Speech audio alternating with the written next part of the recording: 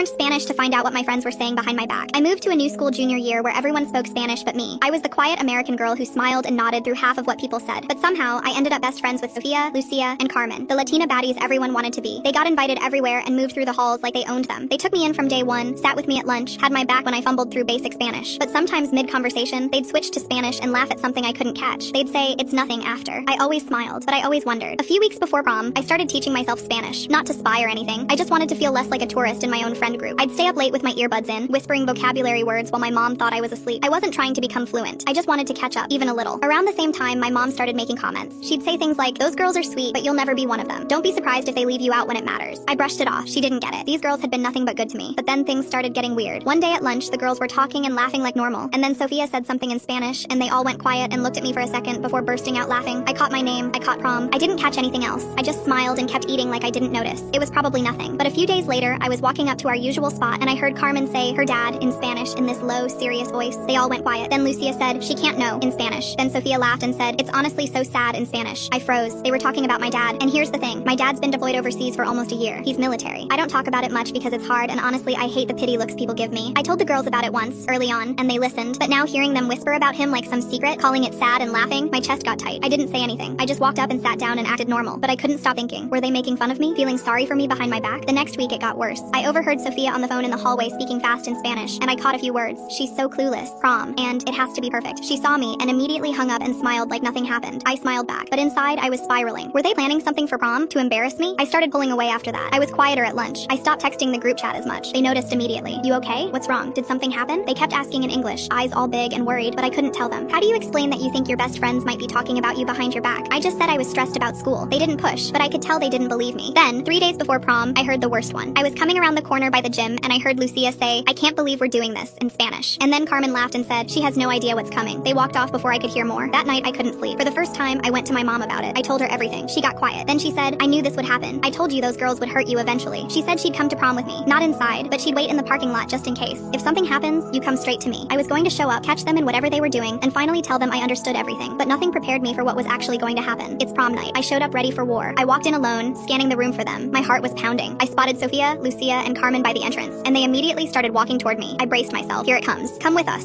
Sofia said, grabbing my hand. Scan the QR code to enjoy the wonderful continuation for free. New users will also receive additional rewards.